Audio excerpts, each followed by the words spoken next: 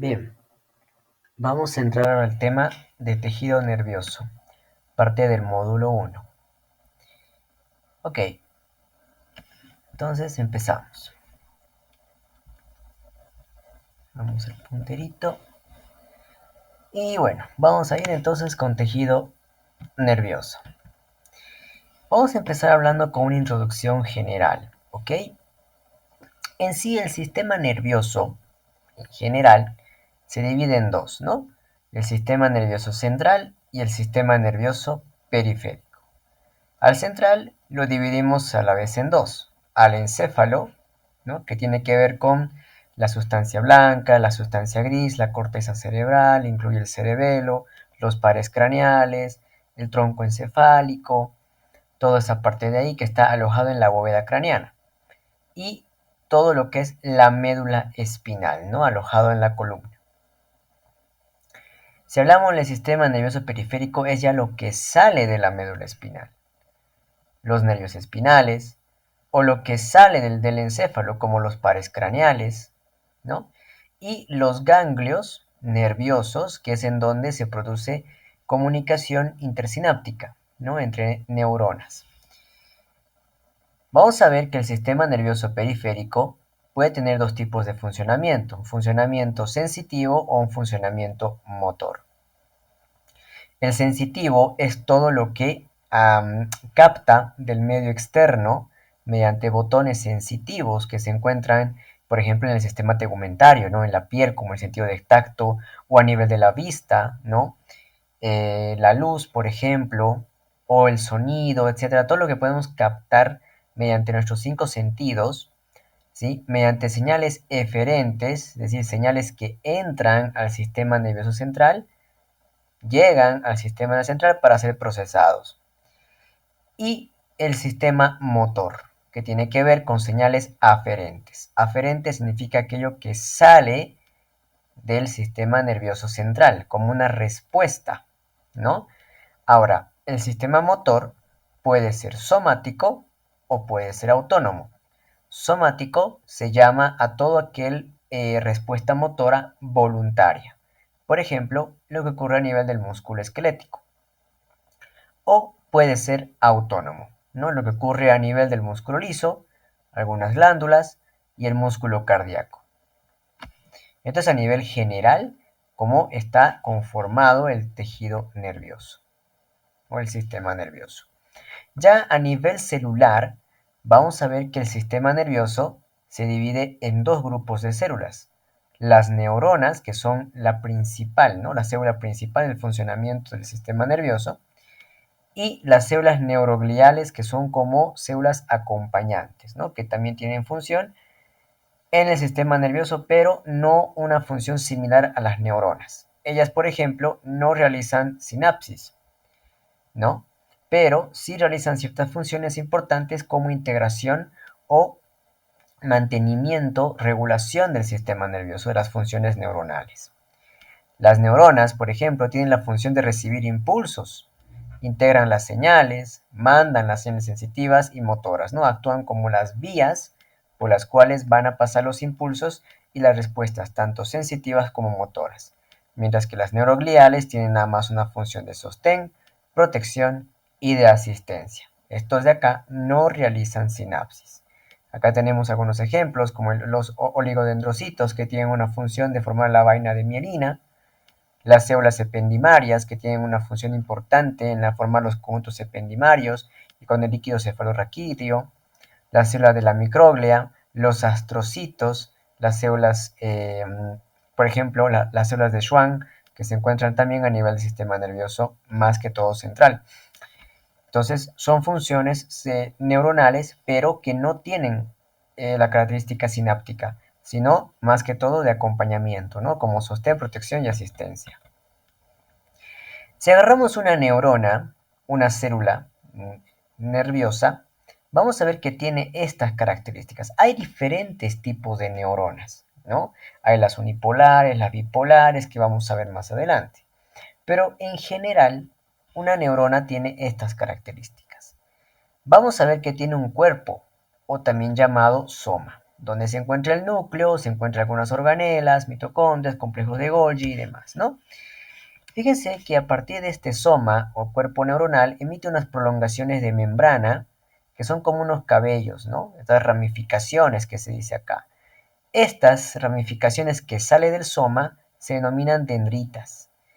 A partir de estas dendritas son las que van a captar o recibir señales de una neurona subsiguiente, ¿no? O de la neurona presináptica, como en este caso.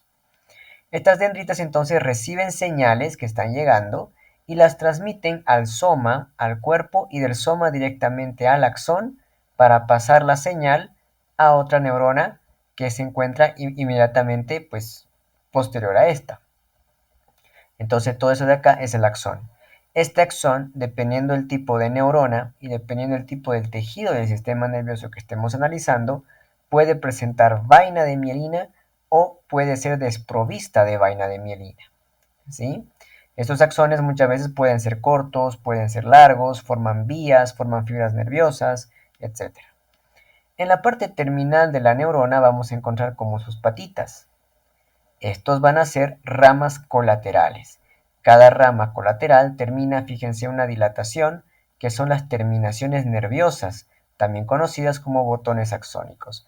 Es acá donde encontramos bastantes vesículas que alojan muchos neurotransmisores, ¿no? Que son la base fundamental del funcionamiento neuronal. Entonces, estos botones axónicos son los que van a generar sinapsis y la comunicación interneuronal, es decir, con la neurona siguiente.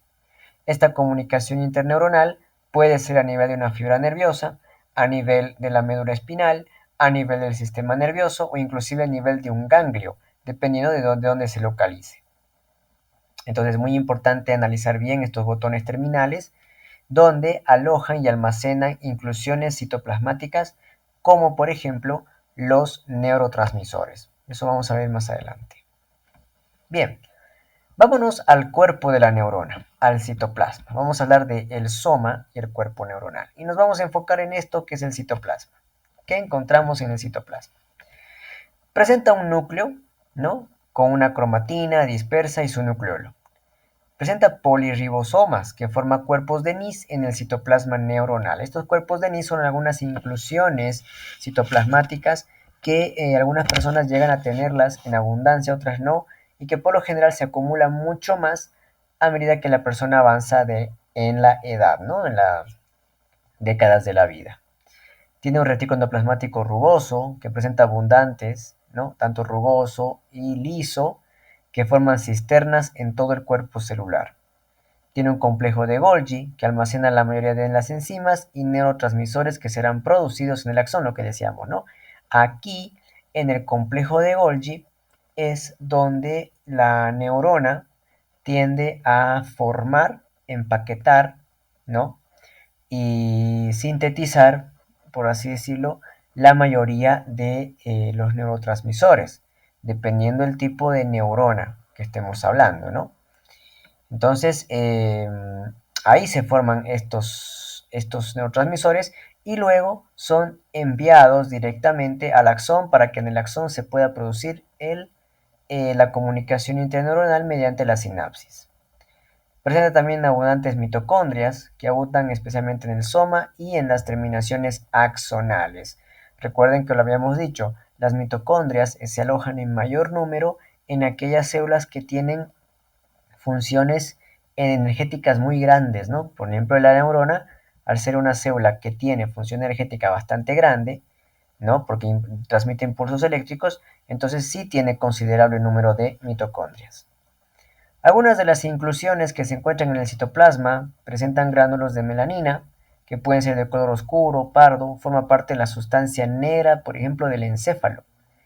Están ubicados también los ganglios simpáticos y son sustancias precursoras de la síntesis de dopamina y noradrenalina, ¿no?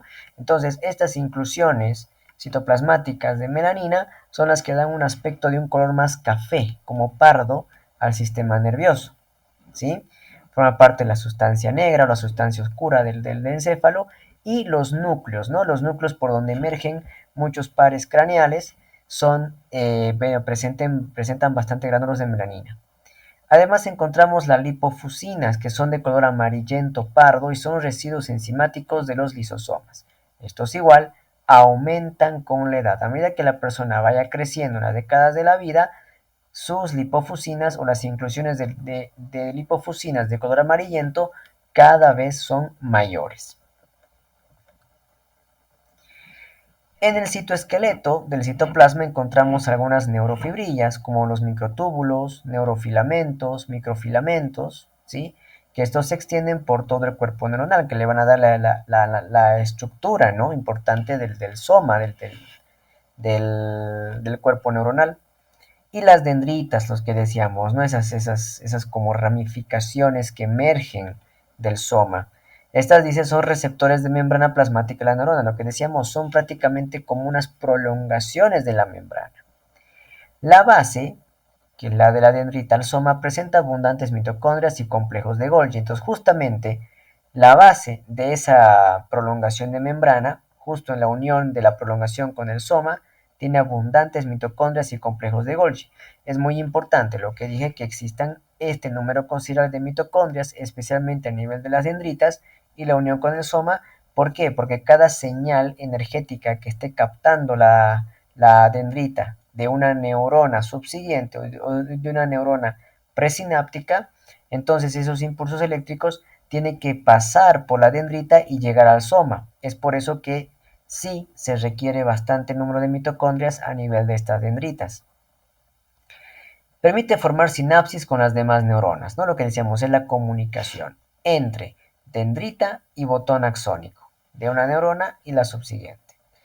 Presentan abultamientos conocidos como espinas que permiten la sinapsis y disminuyen con la edad y la desnutrición. Entonces también tienen algunos abultamientos o tienen algunas, digamos, ensanchamientos de la membrana que son conocidos como espinas, y aquí es donde se produce la sinapsis entre dendrita y un botón axónico de la otra neurona. Los axones, continuando con esto de acá que es axón. Como decíamos, es una prolongación que va desde el cono axónico. El cono axónico o el cono axonal es como decir el cuello de la neurona. Es lo que une al soma con el axón. Esa zona se llama el cono axonal, que es muy importante para iniciar el proceso de impulso nervioso. Eso vamos a ver más adelante. Entonces, ojo con el cono axonal. Lo vamos a explicar después más adelante, más detalladamente. Tiene diferente grosor. Cuanto más grueso, más rápido llegan las señales nerviosas. Entonces puede ser más grueso o más delgado. Si es más grueso, más rápido llegan. Si presenta vaina de mielina, más rápido llegan. Si son desprovistos de vaina de mielina, más lento. Presenta además ramificaciones, fíjense estas ramificaciones, llamadas ramas colaterales que forman la arborización axonal, ¿no? Cada ramificación termina en ¿qué? Termina en un botón axónico. Entonces, estas son ramas colaterales. En general, todas estas ramas colaterales se llama arborización axonal. Luego tenemos el segmento inicial. Este segmento inicial es la zona de generación de impulsos y se encuentra entre la vaina de mielina y el cono axonal. Aquí está el cono axonal y aquí está la vaina de mielina. Entonces, más o menos por esta zona vamos a encontrar el segmento inicial de la neurona, que es acá donde se inicia el impulso nervioso, se genera el impulso nervioso. No tiene retículo endoplasmático rugoso, ribosomas, pero aloja microtúbulos y neurofibrillas. Entonces, desprovisto de ribosomas y de RER. En algunas neuronas, más que todo, ¿no? Específicamente a nivel de la zona del segmento inicial, ¿no? Entonces, en el segmento inicial no hay ribosomas, tampoco hay RER, solamente hay microtúbulos y neurofibrillas. Entonces, los axones nos permiten mandar el impulso, lo que captan las dendritas, el soma, y del soma llega al cono axonal, del cono axonal al segmento inicial, y el segmento inicial se propaga por el axón, hasta llegar a la arborización, y de la arborización al botón axonal para iniciar la sinapsis con la siguiente neurona. Es así que nuestro axón nos permite transportar estos impulsos. Y el transporte en el axón puede ser de dos tipos. El transporte anterógrado, que es mucho más rápido, que va en 400 milímetros por hora, o puede ser un movimiento retrógrado, más lento, 200 milímetros por hora. Este movimiento anterógrado va del cuerpo al axón, ¿sí? En dirección, ¿no? Dendrita, cuerpo o soma directamente al axón. ¿Qué es lo que transportan? Translocación de orgánulos, vesículas, actina, miosina y clatrina.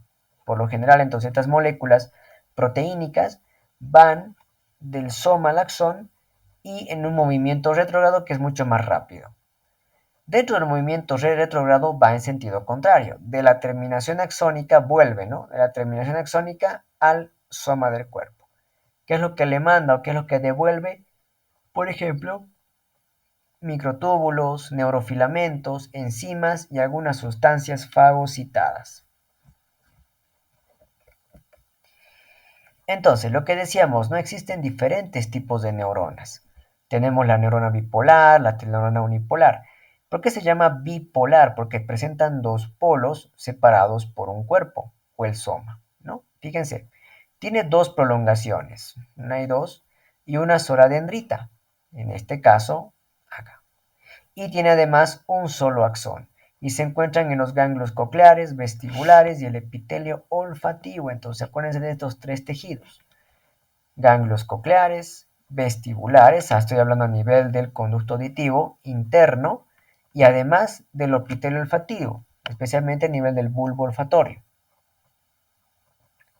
Entonces se llama neuronas bipolares, donde el impulso va desde la dendrita, pasa por el soma y pasa directamente al axón. En el caso de la unipolar es parecida a la bipolar con alguna diferencia. Tienen una sola prolongación. Esto es una sola prolongación. Dendrita, axón, ¿no? Y de pasito o de saludo se lo encuentran al soma, ¿no? Desplazado un poco más lateralmente.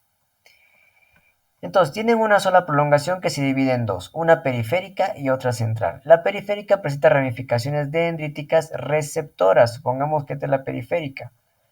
Entonces, esta prolongación periférica tiene una arborización bastante considerable, ¿ya? Mediante ramificaciones y que generalmente son de tipo receptores. Fíjese que el impulso va desde una prolongación periférica y central sin pasar por el soma, no pasa el soma.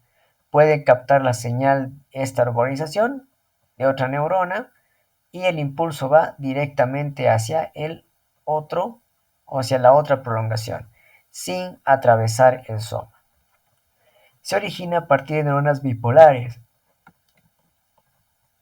Aquí tenemos un ejemplo, las encontramos en la raíz posterior de la médula espinal, ¿no? Todo lo que es raíz posterior, por lo general captan o mandan impulsos sensitivos. Se encuentra también en los ganglios sensitivos de los pares craneales, ¿no? Especialmente los nervios mixtos o los nervios sensitivos específicamente. Y luego tenemos la neurona multipolar, que es las que más conocemos y las que más estudiamos, ¿no? Son las más frecuentes, tiene un cuerpo con varias dendritas alrededor, un axón y terminación axónica, ¿no? Son las más numerosas de todo el sistema nervioso. Por lo general, estas están formando fibras, se encuentran a nivel de las astas de la médula espinal, se encuentran a nivel del sistema nervioso central también, ¿no? En el encéfalo. Y se ubican en casi todo el sistema nervioso, ¿no? En casi todo el sistema nervioso están estas de tipo multipolar. Hablando de las neurogliales, lo que decíamos que son otro grupo de neuronas que no tienen una función sináptica, sino simplemente de apoyo, ¿no? Entonces son células de soporte metabólico y mecánico y regulan la propagación de los impulsos. Simplemente son reguladoras, son de apoyo, algunas tienen función inmunitaria, forman vaina de mielina y demás, ¿no? Fíjense que no reacciona a los impulsos nerviosos ni los propaga. Este grupo de neuronas no tienen función sináptica, no propagan impulsos eléctricos, no captan señales motoras ni siquiera señales sensitivas. No tienen esa función. ¿Qué es lo que hacen? Ayudan a las neuronas a propagar su impulso, mantener el control de la sinapsis, regula el flujo de líquido cefalorraquídeo, recupera los neurotransmisores, liberan ATP y ácido glutámico. Entonces ya son los que, cuando un neurotransmisor es liberado por una vesícula de una neurona, estas se encargan de captar todos esos neurotransmisores y nuevamente retornarlo al botón axonal para su reutilización. Entonces, ¿cuáles son estas células neurogliales? Vamos a ver que las células neurogliales se ubican tanto en el sistema nervioso central como en el sistema nervioso periférico. A nivel central vamos a tener los astrocitos, los oligodendrocitos, la microglia y las células ependimarias. Y a nivel del sistema nervioso periférico, las células de Schwann. Vamos a ver que los astrocitos, oligodendrocitos, microglia, ependimaria tienen diferentes funciones, ¿sí? Los astrocitos que forman parte de la barrera hematoencefálica, los oligodendrocitos importantes en la formación de vaina de mielina de algunos axones, células de la microglia importantes en ciertas funciones inmunitarias, por ejemplo, las células ependimarias que revisten los ventrículos, el canal del epéndimo a nivel de la médula espinal, ¿no?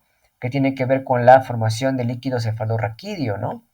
Y a nivel del sistema nervioso periférico tenemos la célula de Schwann, que tiene una función importante en la formación de vaina de mielina, pero a nivel del sistema nervioso periférico, no a nivel central. Entonces, ojo, pregunta de examen. Los oligodendrocitos y las células de Schwann ambas producen vaina de mielina. La diferencia es que los oligodendrocitos producen la vaina de mielina en el sistema nervioso central, mientras que las de Schwann las producen en el sistema nervioso periférico. De todas formas, vamos a ir analizando cada una. Lo que decíamos, los astrocitos, una de sus funciones principales es la de formar la barrera hematoencefálica, además de formar cicatrices gliales de tejido fibrótico. Ellas son las que reparan diferentes tipos de lesiones que puede ocurrir a nivel del sistema nervioso central, formando tejidos fibróticos, secretando, por ejemplo, fibras de colágeno y demás, que van a cicatrizar los tejidos. Liberan iones de potasio, liberan glucosa a partir de glucógeno, ¿no? Que es estimulado a partir de la noradrenalina. Además, libera el péptido intestinal vasoactivo y GABA. El GABA es un neurotransmisor depresor, ¿sí? Deprime o inhibe ciertas funciones cerebrales. Entonces, eso es lo que hacen los astrocitos. Son células depresoras, liberan GABA, son células reparadoras y además son células que forman parte de la barrera hematoencefálica. Los astrocitos pueden ser de dos tipos. Tenemos los astrocitos protoplasmáticos que están ubicados en la sustancia gris y los astrocitos fibrosos que están en la sustancia blanca. ¿Cuál es la diferencia de ambos? Es que de la sustancia gris tienen varias prolongaciones conocidas como pedicelos. En cambio, los de la sustancia blanca no se ramifican. Los de la sustancia gris se relacionan con la pared de los vasos sanguíneos en la periferia. En el caso de la sustancia blanca también se relacionan con los vasos sanguíneos, pero en el sistema nervioso central. Y están separadas por su lámina basal. Entonces hay otra diferencia, ¿sí? Si bien ambos están relacionados con los vasos sanguíneos porque tienen que formar la barrera hematoencefálica, las de la sustancia gris lo hacen más en la periferia y la sustancia blanca lo hacen más a nivel de los vasos sanguíneos del sistema nervioso central. Se relaciona con la pía madre, una de las meninges, ¿no? En el sistema nervioso central, formando la membrana pía glial. Entonces, astrocitos con pía madre son los encargados de formar la membrana pía glial, ¿sí? Luego tenemos los oligodendrocitos, ¿no? Estos se ubican en la sustancia gris como también en la sustancia blanca. No tienen prolongaciones ni ramificaciones. Los oligodendrocitos pueden ser de dos tipos, las intrafasciculares y las satélites. Si hablamos de las intrafasciculares, vamos a ver que son aquellos que fabrican y mantienen la mielina, lo que hemos dicho. Los oligodendrocitos se encargan de formar y mantener la vaina de mielina. ¿Pero dónde? A nivel del sistema nervioso central. Los oligodendrocitos envuelven de mielina a una pequeña región de un único axón. Un oligodendrocito solamente envuelve un segmento del axón. Otro oligodendrocito envuelve otro segmento del axón. ¿Para qué los envuelve? Para formar la mielina. Tienen una alta tasa metabólica. En cambio, los oligodendrocitos satélite controlan el líquido cefalorraquídeo alrededor de los cuerpos celulares neuronales. Tienen capacidad de reserva, tienen capacidad de reponer oligodendrocitos intrafasciculares, ¿no? Como células de recambio, esta satélite. Entonces, más que todo son como células de reserva y células de recambio. La microglia son células con prolongaciones cortas, irregulares y con abundantes espinas, ¿no? Así como una estrella prácticamente, ¿no? Son células fagocíticas que se forman en la médula ósea y forman parte del sistema fagocítico mononuclear. Entonces es un tipo de macrófago, ¿verdad? Lo que decíamos. Entonces son células inmunitarias. Son células que tienen una función de protección. Fagocitan microorganismos o todo lo que pueda ingresar al sistema nervioso y pues actúan como un tipo de macrófago. Eliminan virus, microorganismos, células tumorales inclusive, ¿no? Células, por ejemplo, con el núcleo con el DNA alterado y que pueden desarrollar un cáncer. Liberan interferones que activan más microglias. Reclutan linfocitos T al sistema nervioso central. Por ejemplo, digo, es el patrullero, es la célula inmunitaria que trabaja mucho con el sistema inmunitario. Reconocen moléculas de complemento como proteínas C1 y C3. Como cualquier macrófago, tiene sus receptores en su membrana para captar ciertas moléculas de complemento.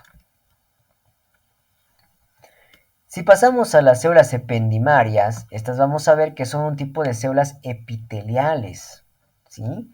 Son células epiteliales, por lo general son cúbicas, algunas cilíndricas o cilíndricas bajas. ¿Dónde vamos a encontrar este tipo de células ependimarias? Por lo general revistiendo los ventrículos cerebrales y el conducto central espinal, o también llamado conducto del epéndimo. ¿Por qué? Porque tiene que estar muy relacionado con el líquido cefalorraquídeo. Fíjese que forma la membrana limitante interna revistiendo el ventrículo. Forma la membrana limitante externa revistiendo debajo de la pía madre. Las microglias modificadas contribuyen a la formación del plexo coroideo. Entonces, tiene una función en la génesis del líquido cefalorraquídeo. Por eso es que revisten ventrículos, revisten conductos del epéndimo y además tienen la capacidad de desarrollar los plexos coroideos a partir de sus pequeñas prolongaciones de membrana, que son como unos cilios, ¿no? Que estos van a dar origen a los plexos coroideos, donde se forma y se reabsorbe el líquido cefalorraquídeo. Luego tenemos los tanicitos. Estos tanicitos son como un grupo de neuronas de células que recién se está estudiando, se ha descubierto, ¿no? Estos tanicitos son células ependimarias muy similares a sus hermanas, pero modificadas. Su función es transportar líquido cefalorraquídeo a las células neurosecretoras y responden a cambios hormonales del líquido cefalorraquídeo. Entonces los tanicitos también tienen su función, son muy similares o son un tipo de célula ependimaria, pero la diferencia es que al modificarla, ¿no? Ayudan al transporte líquido cefalorraquídeo, células neurosecretoras y responden a las hormonas. Luego tenemos la célula de Schwann. Esta más se encuentra a nivel periférico, ¿no? En el sistema nervioso central periférico. Y fíjense que su función es envolver el axón y formar la vaina de mielina, ¿no? O nervios mielinizados. Dice, cada célula de Schwann mieliniza solo un segmento del axón, conocido como segmento internodular. A diferencia de los oligodendrocitos del sistema nervioso central, las de Schwann mielinizan un único axón en su internódulo unas 50 vueltas a su alrededor. Entonces, la diferencia con el oligodendrocito es que, el oligodendrocito formaba la vaina de mielina a nivel del sistema nervioso central, ya sea en cerebro o a nivel de la médula. En cambio, la célula de Schwann forma su vaina de mielina en el sistema nervioso periférico. Otra diferencia es que los oligodendrocitos pueden envolver un pequeño segmento del axón, ¿sí? En cambio, la célula de Schwann envuelve todo un axón, pero dejando unos espacios. Ustedes se fijan acá estos espacios. Estos espacios se llaman internódulo o nódulo de Ranvier, que vamos a ver qué función cumple este nódulo de Ranvier, que es muy importante para lo que es el funcionamiento de conducción del impulso nervioso. Fíjense que una célula de Schwann puede envolver un segmento del axón unas 50 veces. envuelve 50 veces, lo va abrazando hasta formarse una vaina de mielina. Vamos a ver entonces un poquito más cerquita, donde aquí tenemos un axón, una célula de Schwann que está envolviendo el axón y está dejando estos espacios, que son los nódulos de Rambier o zona internodal. ¿Cuál es la característica de esta zona internodal? Es que esta zona es rica en canales de calcio por voltaje. Es decir, estos canales de acá se abren o tienen una apertura cuando los niveles de sodio están muy elevados en la zona extracelular. Por eso son canales de sodio activados por voltaje. ¿Ustedes se acuerdan de eso? Si ven en el módulo 1, en este mismo módulo, en el tema de citoplasma, ahí se explica bien cómo se aperturan los canales mediados por el voltaje.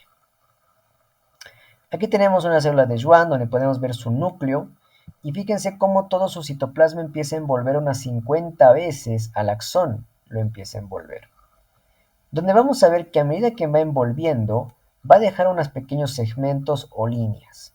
Tenemos la línea intraperiódica, que es mucho más estrecha, mucho más ligada a la parte periférica.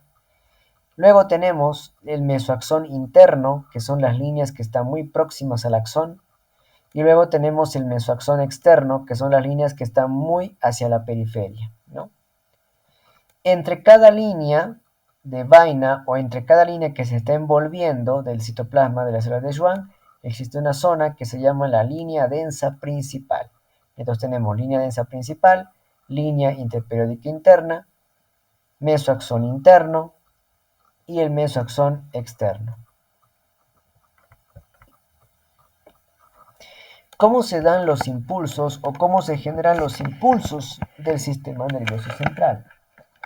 Este tipo de impulsos ocurre de la siguiente forma.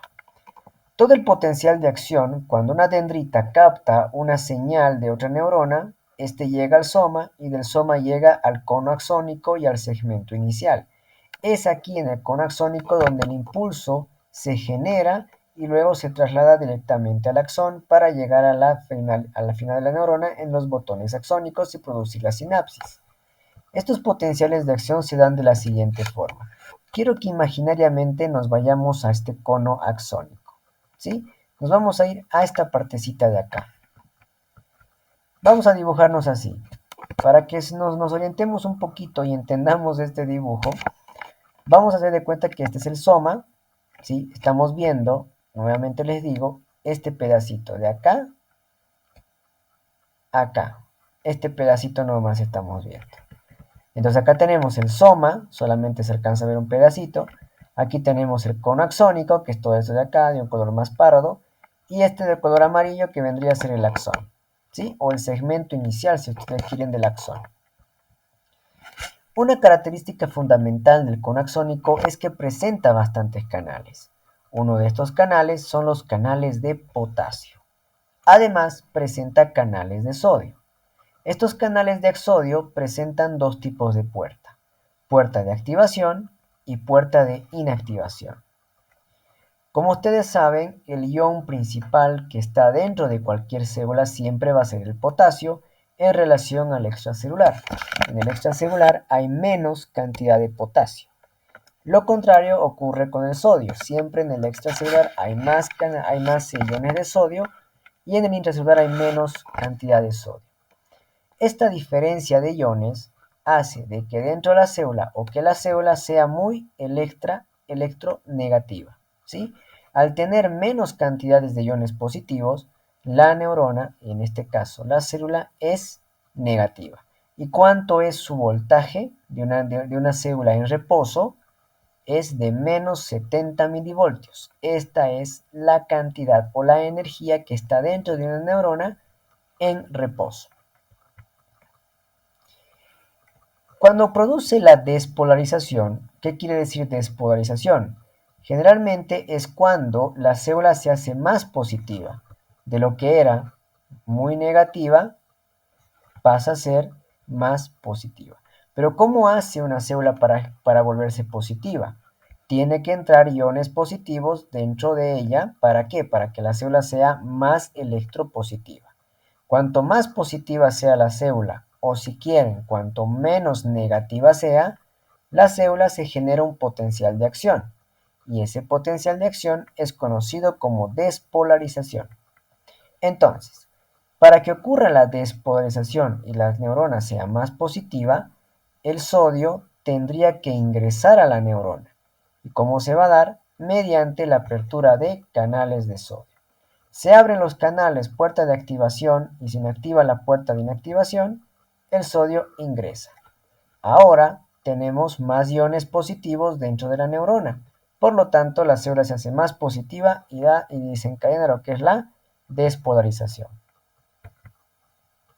El potasio sale por los canales de potasio y se cierran los canales de sodio, es decir, se activa la puerta de inactivación, se cierra la puerta de inactivación.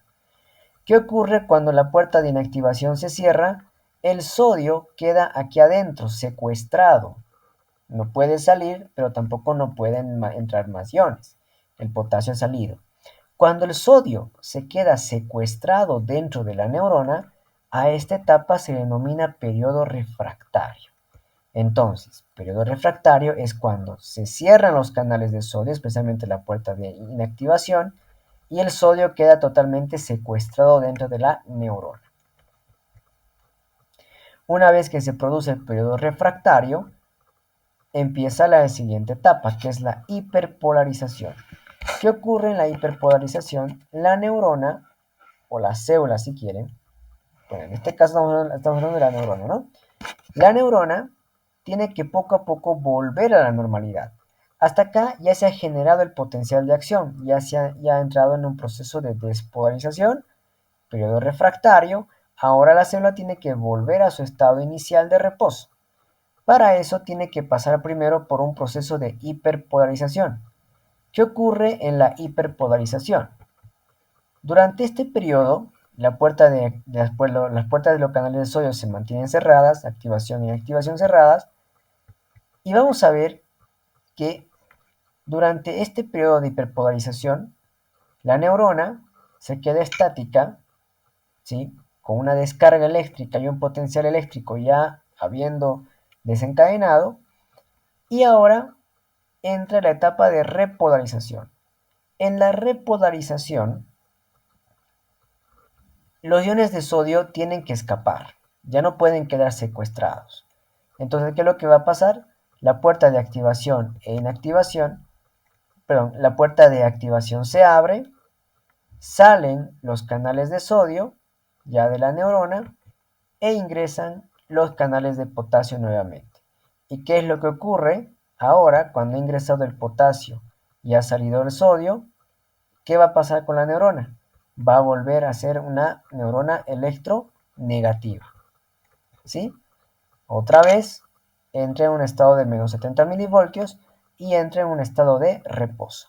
Entonces, esas son las fases del potencial de acción, donde tenemos un estímulo, se despolariza. Fíjense que está de menos 70 milivoltios, estando en reposo, totalmente en reposo.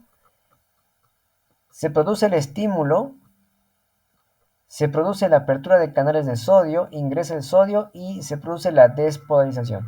Fíjense cómo de menos 70 empieza a subir hasta inclusive hasta más 40. ¿Qué quiere decir esto? Que la célula se ha hecho más positiva gracias a la apertura de canales de sodio.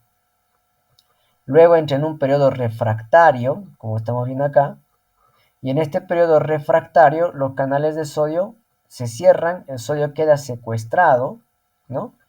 Luego ingresa en una etapa de repolarización, donde ya los canales de sodio se abren, el potasio ingresa, y nuevamente luego esto entra en una etapa de reposo, donde ya la neurona vuelve nuevamente a estar en menos 70 milivoltios. Entonces, así como ocurre, despolarización, potencial de acción, repolarización, periodo refractario, donde el sodio queda totalmente secuestrado, y luego entra en la etapa nuevamente de reposo, donde la neurona ahora es nuevamente menos 70 milivoltios. Una vez que el potencial de acción ha ocurrido en el cono axónico, el impulso nervioso viaja por todo el axón hasta llegar a la parte terminal del axón. Ya en la parte terminal del axón, ese impulso nervioso tiene que traspasar a otra neurona, si ustedes quieren a la neurona postsináptica. Este paso de información o de voltaje de una neurona a otra se denomina sinapsis o comunicación sináptica. Para que ocurra una sinapsis, tiene que haber dos cosas. Tiene que haber una neurona presináptica, que vendría a ser esta de acá, también llamada emisora, que está mandando la señal, y una neurona postsináptica, que vendría a ser esta que está recibiendo la señal, también llamada receptora. Ahora, una neurona postsináptica, ya, puede ser cualquiera.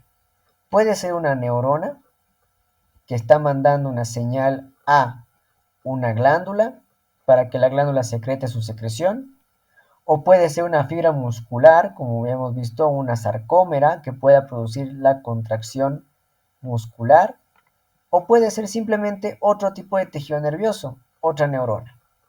Entonces, fíjense cómo las células postsinápticas, las que reciben el estímulo o las células receptoras, pueden ser una glándula, pueden ser una fibra muscular o puede ser simplemente otra neurona. Pero todas son llamadas receptoras o postsinápticas porque están recibiendo la información.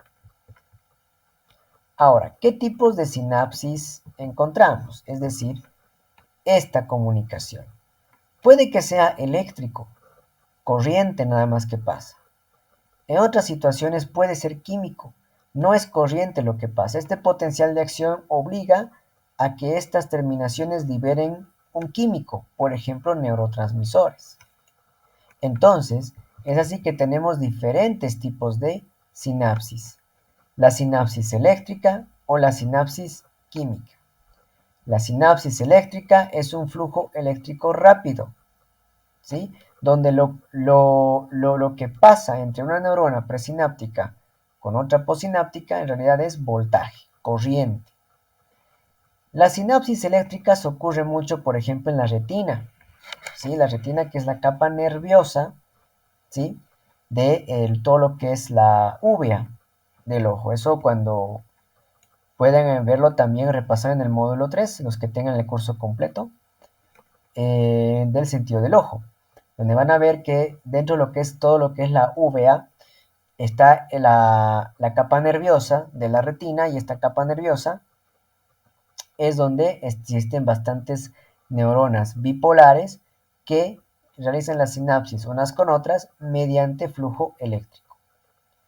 Ocurre también en la corteza cerebral, ¿no? Especialmente en la corteza motora, mediante integración, cuando reciben las señales eferentes que están llegando, ¿no?, de las neuronas sensitivas, y emite una señal aferente, sale de la corteza para realizar un tipo de acción, ¿no? Pero ahí en la corteza el impulso que recibe es netamente eléctrico. O también puede ser comunicación en el encéfalo. La sinapsis química se da mediante un flujo químico, un neurotransmisor. No es electricidad, sino es un neurotransmisor, mediante un proceso de exocitosis por la liberación de las vesículas que almacenan algunos neurotransmisores. Esto ocurre mucho en neuronas postsinápticas y en receptores de canales iónicos. Generalmente estos neurotransmisores estimulan a canales iónicos postsinápticos para que estos se aperturen e ingresen iones y produzcan efectos de despolarización. Un ejemplo clarísimo en este módulo es la contracción muscular, donde ustedes saben que la unidad motora, que es la zona entre la unión de la neurona con la fibra muscular, que es la unión neuromuscular, ¿no?, se da una sinapsis química mediante la liberación de acetilcolina. La acetilcolina se une a sus receptores y permite la apertura de canales de sodio para que el sodio ingrese, se produzca la despolarización de la sarcómera, y mediante este proceso de despolarización, la corriente, en este caso ya eléctrica, atraviesa los túbulos T y llega para la liberación de calcio, ¿sí? Un breve repaso de cómo es la contracción muscular, que igual lo pueden revisar en este módulo en tejido muscular. Ahora, las señales. Las señales pueden ser de dos tipos, excitatoria o inhibitoria. Excitatoria es aquella que obliga a una despolarización, es decir, obliga a la apertura de canales para ingresar y producir una despolarización. Ya saben qué es despolarización, cuando la neurona se hace más electropositiva. Todas las señales excitatorias que provocan despolarización son también conocidas como sinapsis asimétrica. Mientras que las señales inhibitorias, su función es totalmente distinta a la despolarización. Induce al cierre de canales, induce a la salida de iones por parte de la neurona, provocando una hiperpolarización.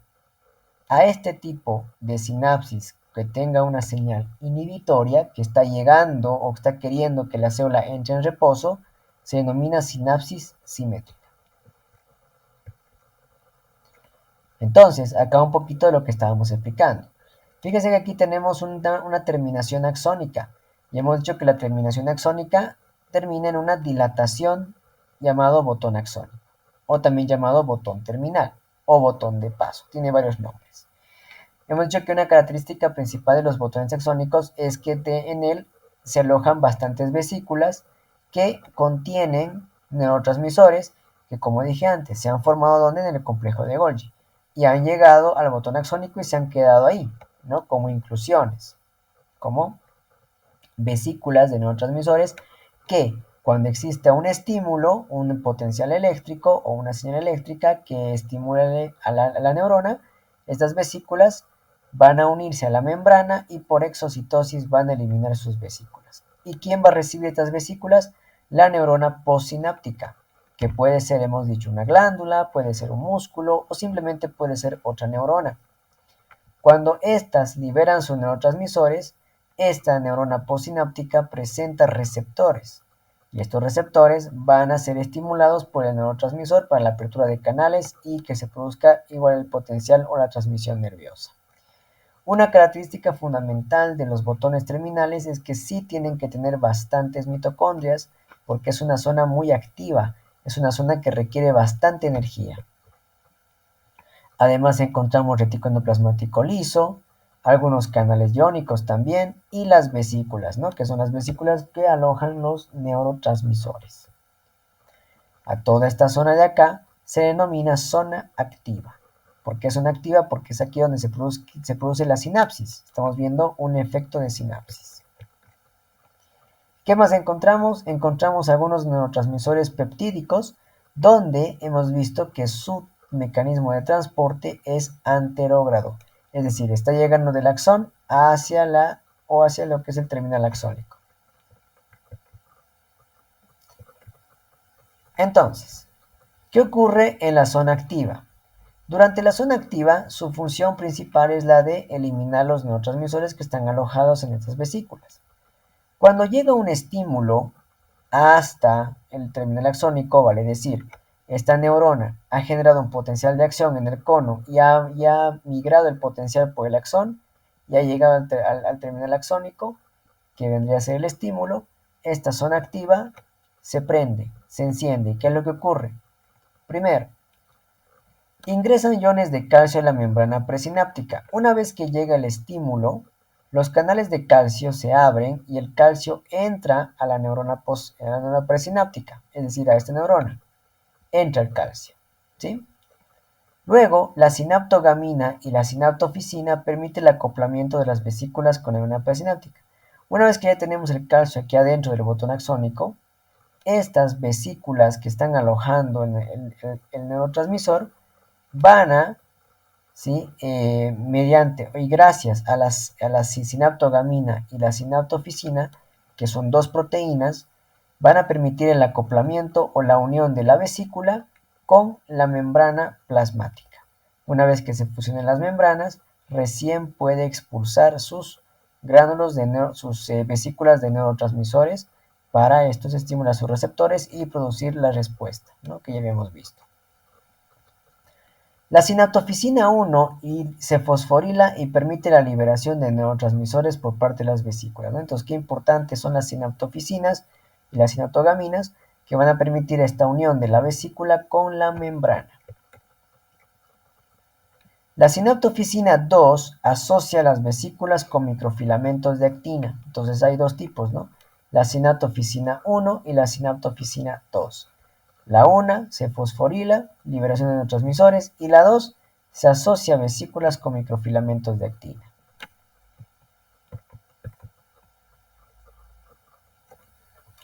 ¿Qué ocurre a nivel de la membrana postsináptica? Como dijimos, acá tiene receptores. ¿Receptores de quién? De los neurotransmisores liberados por las vesículas. Una vez que estos neurotransmisores captan, o estos receptores captan a su neurotransmisor, van a realizar una función, ya sea la apertura de canales, ¿no? Para el ingreso de iones. Otro grupo de receptores que podemos encontrar son receptores de neurohormonas, que son neuromoduladores asociados a proteína G.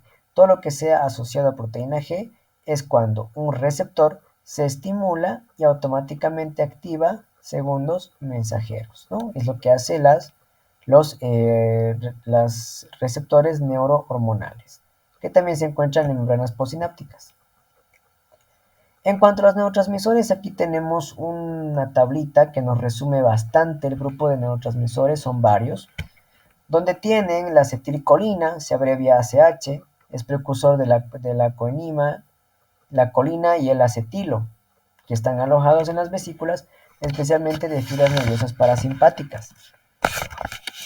Se localizan a nivel del sistema nervioso central y sus receptores postsinápticos son conocidos como receptores nicotínicos o muscarínicos.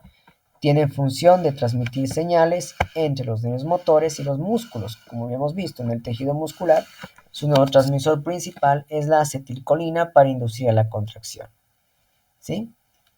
Su exceso puede reducir la frecuencia cardíaca y da un incremento en la producción de saliva. Tiene un estímulo parasimpático. Su deficiencia puede causar fatiga, debilidad muscular, alteración de memoria. Otro grupo de los neurotransmisores tenemos el glutamato. Este glutamato se localiza en las neuronas celulares gliales y la reina del cerebro. Sus receptores son inotrópicos y metabotrópicos. Tiene efectos excitatorios sobre axones y elevan el umbral de excitación, ¿sí? Riesgo de perder la capacidad cognitiva, una muerte celular y convulsiones. Generalmente entonces el glutamato es un neurotransmisor excitatorio que enciende, que prende a la persona. De hecho, muchas anfetaminas tienen una función de liberar bastante glutamato. Luego tenemos el GABA, conocido como ácido GABA-aminobutírico, que su precursor es el glutamato, su receptor es el GABA como tal, receptores del GABA, y sus funciones es depresor, ¿no? Facilita la comunicación entre neuronas del sistema central, además que puede causar depresión. Sí, es depresor del sistema nervioso. Un exceso del GABA puede producir inclusive paro cardiorrespiratorio. La glicina, ¿no? Que se encuentra en la médula espinal, partes bajas del encéfalo, su receptor es la N-metilaspartato. Su función es la de, más que todo, su función de ¿no? Más que todo tiene que ver con aumento de la contracción o contracción sostenida, especialmente del músculo liso, ¿no? Y además actúa a nivel del sistema nervioso central. La dopamina, su receptor L-dopa, receptores llamados receptores dopaminérgicos, ¿sí? Sus funciones es en la motivación, actividad motora, regular la secreción de prolactina, a nivel de los acinos glandulares que se encuentran en la mama, ¿no? Que son muy sensibles a la dopamina.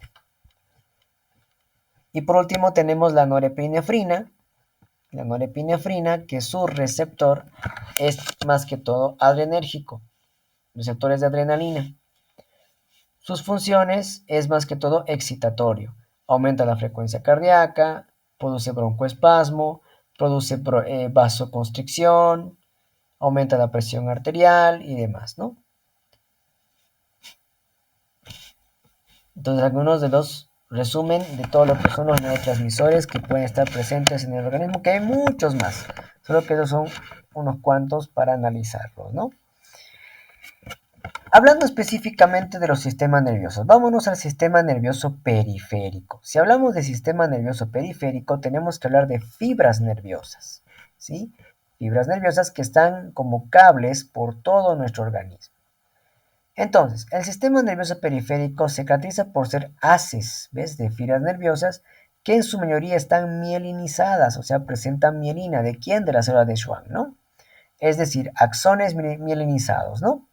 Además, presentan un recubrimiento de tejido conjuntivo constituido en tres capas: el epineuro, el perineuro y el endoneuro.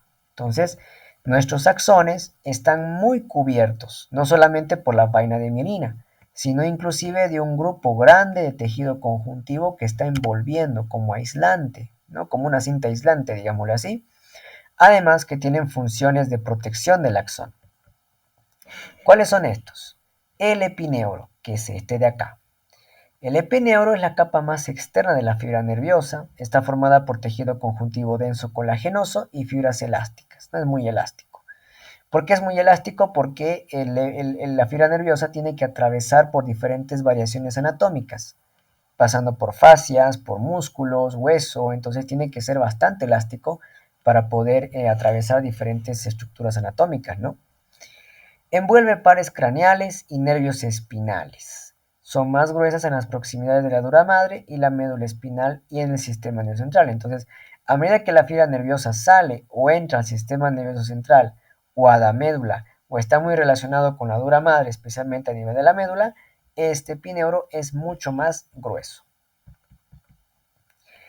El perineuro, que es la capa que está por debajo del epineuro, es la capa intermedia entre el endoneuro y el epineuro. Está formada por tejido conjuntivo denso y una capa de células epiteliales unidas por uniones de oclusión. Entonces hay ya un componente epitelial muy relacionado con el perineuro. Las membranas basales de las células epiteliales forman la barrera hematoneural. Entonces ya prácticamente el perineuro y el epineuro, y en relación con el endoneuro, forma como una cavidad, digámosle así, ¿no? Como una zona en la cual está tan estrecha, unidas estas células epiteliales que forman parte del perineuro, que van a dar origen a una barrera, la barrera hematoneural. Es decir, el vaso sanguíneo versus el perineuro, hay una barrera hematoneural. No deja que ningún producto que llegue por la sangre pueda atravesarlo. Por último, tenemos el endoneuro, que ya está directamente relacionado con el axón o protegiendo el axón, ¿no? En la capa más interna de la fibra nerviosa ya está en contacto con el axón. Está formado por tejido conectivo laxo. Además, presenta fibroblastos, macrófagos, capilares y mastocitos. Entonces tiene una función altamente protectora, donde inclusive se encuentran bastantes grupos celulares. Está en contacto directo con la lámina basal de las células de Schwann. ¿Qué son las células de Schwann? Eso, ¿no? Células que están formando la vaina de mielina. Esta zona forma el compartimiento que es el perineuro y la célula de Schwann. Entonces, fíjense cómo nuestro axón no está en la periferia, o sea, no está totalmente descubierto nuestras fibras nerviosas. Están súper protegidas por este tejido conjuntivo que los rodea alrededor. Entonces, cualquier lesión del nervio que compromete el tejido conjuntivo más no el axón, ese nervio no tiende a no tener complicaciones, salvo que sea seccionado y llegue a lesionar todo el epineuro, perineuro y endoneuro, incluyendo el axón. Sin embargo, permite el paso de bastantes vasos sanguíneos. Entonces, clasificación funcional del sistema nervioso periférico puede ser la parte sensitiva, motora o mixta. Todo lo que es la parte sensitiva se da mediante receptores, es decir, captan las señales de la periferia, del ambiente, ¿no? Por ejemplo, la piel o las vísceras. Todo lo que recogen del exterior o de las vísceras, lo van a mandar al sistema nervioso central para que éste lo integre, lo procese y lleve una respuesta. La respuesta por lo general tiende a ser motora, es decir, del sistema nervioso central a órganos efectores. Las señales que salen del sistema nervioso central pueden ser órganos efectores voluntarios, por ejemplo, una contracción muscular, o puede ser una secreción de una glándula, una contracción del corazón, miocárdico, vasoconstricción, vasodilatación, broncoconstricción, etcétera, etcétera, ¿no? Entonces son señales que salen del sistema nervioso central, específicamente la corteza motora, hacia órganos efectores. O pueden ser mixtos, algunos tienen ambas funciones. Tienen un componente sensitivo y tienen un componente motor. Por lo general sus núcleos tienden a ser mixtos porque captan señales sensitivas y también dan respuestas motoras. Entonces están formadas por raíces nerviosas motores sensitivas, salen de la médula espinal como nervios espinales a la periferia. Ahora, ¿cómo es la velocidad de conducción a nivel del sistema nervioso periférico? La velocidad de conducción depende de su mielización. ¿Sí? Mielinización. Cuanto más vaina de mielina presente en los axones, el impulso eléctrico, ya sea de la periferia al sistema nervioso central como una señal sensitiva, va a ser mucho más rápida. Cuanto menos vaina de mielina, más lenta. Por eso dice, las fibras nerviosas mielinizadas por lo general tienen una conducción mucho más rápida, entre 15 a 120 metros sobre segundo. Las no mielinizadas es más lenta, de 0,5 a 2 milímetros sobre segundo. Una fibra mielinizada, dice, el nódulo de Rambier es la zona donde inicia el impulso mediante la apertura de canales de sodio de voltaje. Las zonas internodales evitan el reflujo de sodio en esta zona, lo que permite que el impulso salte de un nódulo de Rambier a otro, condición saltatoria. Ok, ¿qué quiere decir esto? ¿Se acuerdan acá, no ve? Aquí teníamos el cono axónico donde iniciaba el potencial de acción. Si ustedes se fijan, las fibras o los axones que tienen vaina de mielina en la periferia, hemos dicho que la célula de Schwann mieliniza todo un axón, pero deja espacios. Esos espacios son llamadas zonas internodales o nódulos de Rambier, donde habíamos dicho que estos nódulos de Rambier tienen canales de sodio que se abren por voltaje. ¿Qué quiere decir esto? Cuando el impulso nervioso inicia a nivel del cono axónico, ese impulso salta a la vaina de mielina, porque la vaina de mielina es un tejido aislante, es un tejido que está desprovisto de mecanismos de conducción. Entonces, el potencial de acción salta y llega a una línea internodal o a un nódulo de Rambier. Cuando la conducción salta a este nódulo de Rambier, los canales de sodio que se encuentran a nivel de este nódulo de Rambier, como el voltaje es mayor porque la conducción ha llegado a este nivel, el voltaje y la cantidad de sodio es mayor, estos canales de sodio se abren.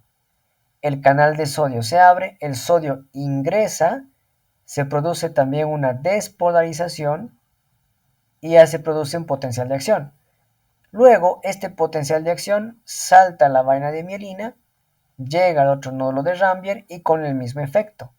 El potencial de acción obliga a que se abran los canales de sodio, ingrese el sodio, despolarización y nuevamente el impulso llega hasta el otro. Entonces, ustedes se fijan, las conducciones de este a este y a este se denomina conducción de tipo saltatoria.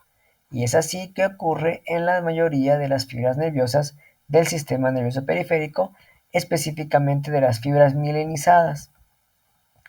En el caso de las fibras que no presenten vaina de mielina, la conducción es continua. Aquí la conducción no es saltatoria.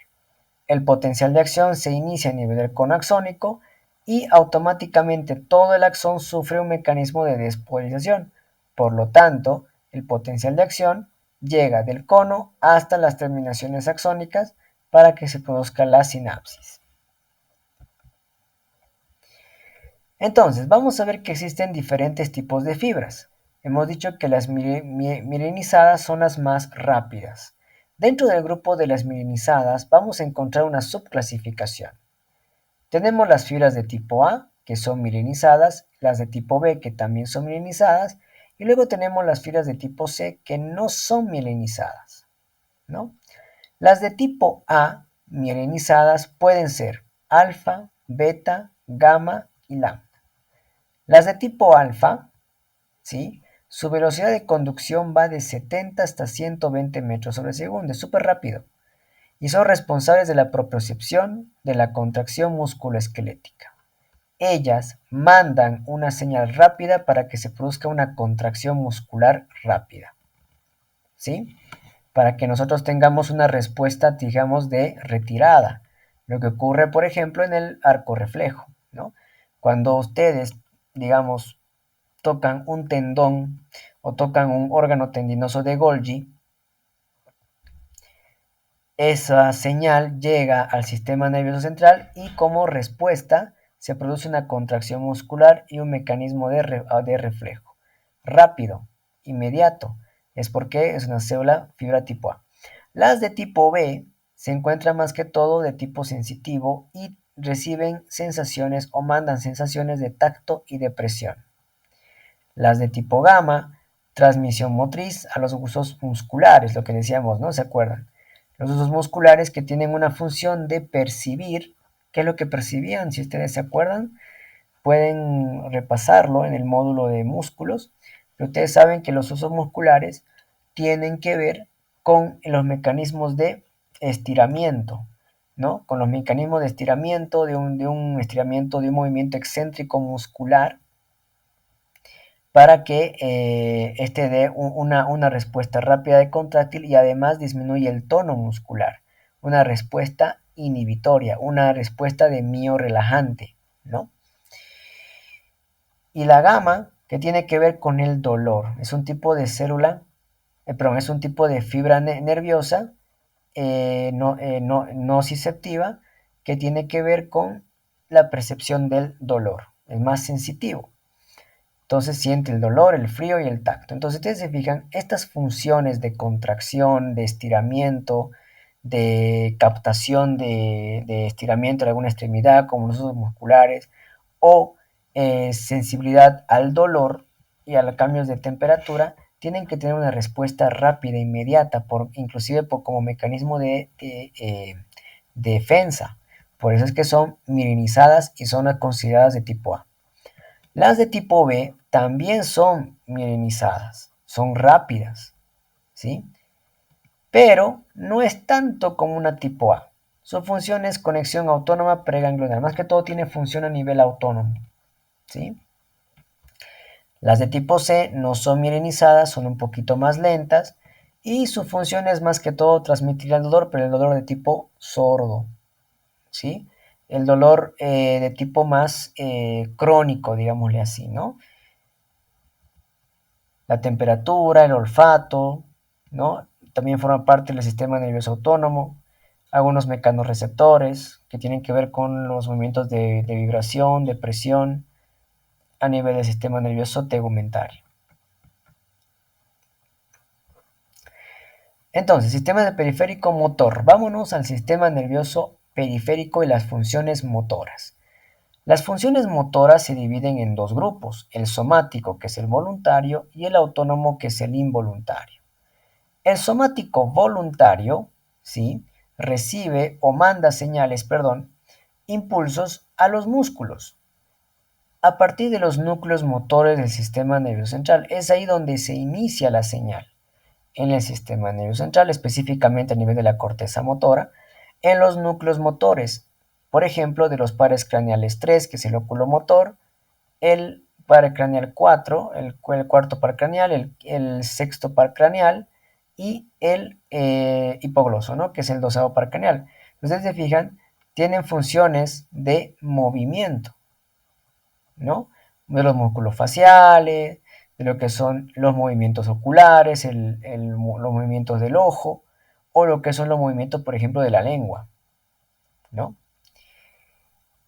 Dentro de los voluntarios también pueden ser neuronas multipolares de los núcleos motores hasta anteriores de la médula espinal. Entonces pueden salir de los núcleos motores del sistema central o también pueden salir de los núcleos motores de la médula espinal, específicamente de las astas anteriores.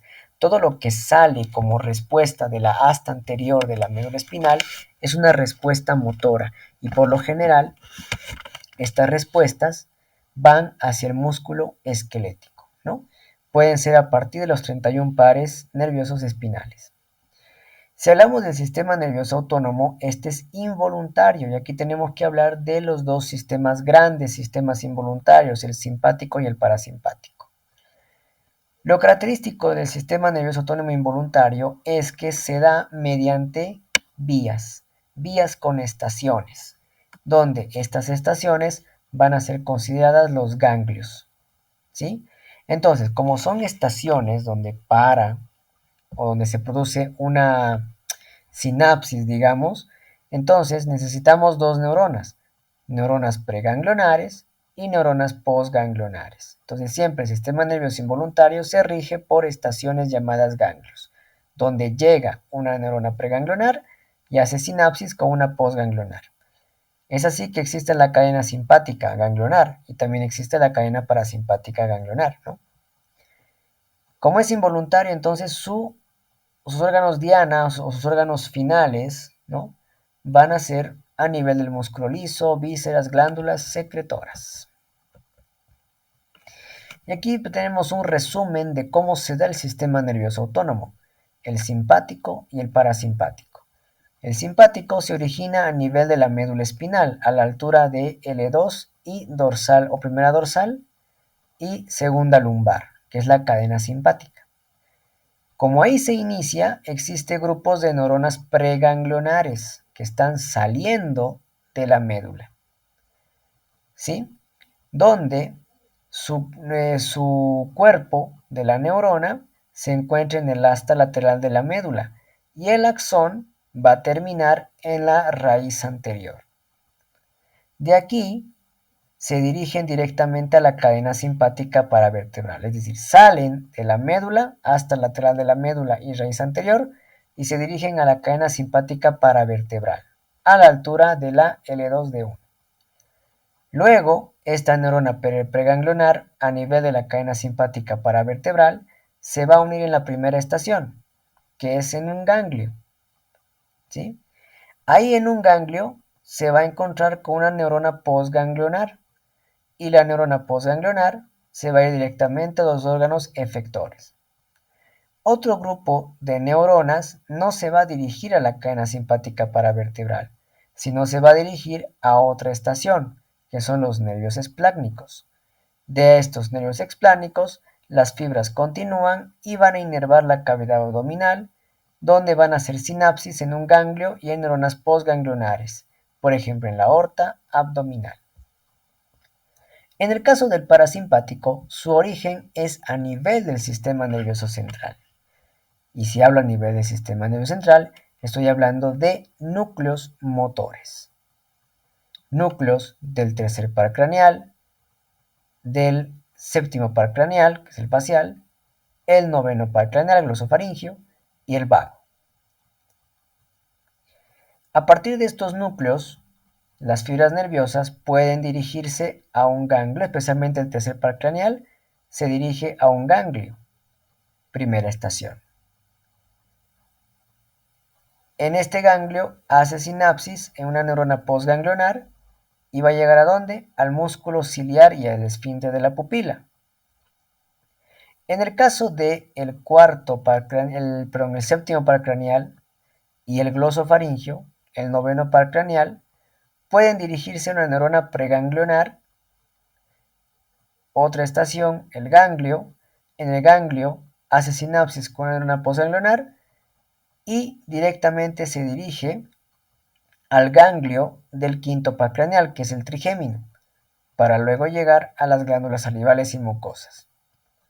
En el caso del vago, el vago se dirige a un ganglio, primera estación, ganglio abdominal, para que de aquí del ganglio abdominal salgan sus fibras postsinápticas y lleguen a nivel de las vísceras, específicamente a nivel del tubo todo lo que es el tubo digestivo, ¿no?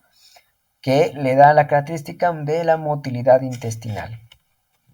También puede llegar a otros órganos, por ejemplo a nivel corazón, formando el plexo cardíaco, ¿no? En el vago. También puede inervar ciertas regiones del aparato respiratorio. Entonces, es un resumen simple de cómo está conformado el sistema nervioso autónomo. Es mucho más complejo. Pueden leerlo en el libro, en el Gardner. Pero en resumen, básicamente en este esquemita estamos resumiendo lo más que se puede, ¿no? Fíjense que el parasimpático no termina ahí. El parasimpático que es este de acá, no solamente es a nivel de los núcleos de estos pares craneales. El parasimpático también tiene otro origen, que es en el sacro, específicamente en la médula espinal del segmento anterior del sacro, que son los ganglios de acá. Por arriba había el plexo lumbar, ¿no? Que era simpático. Por debajo, el plexo sacro, que es parasimpático. De estos plexos sacros, se puede dirigir al tubo digestivo, donde las neuronas preganglionares entran en la primera estación, que son ganglios del sistema nervioso entérico, de ahí salen como neuronas postganglionares y se dirigen directamente a las vísceras abdominales inferiores y organopélvicos. Por ejemplo, la vejiga, la uretra, los esfínteres vesicales internos, la región anal, el esfínter anal interno, por ejemplo, ¿no? Entonces, tiene esa función de inervar sistema nervioso entérico, pero de la región del suelo pélvico. Hablando específicamente del sistema nervioso entérico, vamos a ver que existen también unas funciones motoras autónomas, pero que son propias del sistema nervioso entérico. A esto lo llamamos sistema nervioso entérico intrínseco. Este sistema nervioso entérico intrínseco se encuentra dentro del tejido, inmiscuido en el tejido digestivo, en el aparato digestivo. Tenemos ahí el plexo submucoso de Meissner, que se encuentra a nivel de lo que es la submucosa. Su función es el peristaltismo del tubo digestivo y la conducción del bolo alimenticio, por ejemplo, ¿no? O tenemos el plexo meentérico de Auerbach, que se encuentra a nivel de igual el tubo digestivo, específicamente en la muscular externa. Lo que hace es estimular glándulas secretoras, contracción de músculo liso y la muscularis mucosae. Igual esto, los que tengan el módulo completo, pueden revisarlo en el segundo módulo, que es en la parte de aparato digestivo. O puede ser extrínseco, que ya lo habíamos visto, ¿no? Mediante el nervio vago. Tanto el sistema nervioso simpático, como también el sistema nervioso parasimpático mediante el nervio vago. Que es este de acá. Parasimpático, nervio vago. O también algunos pueden ser simpáticos.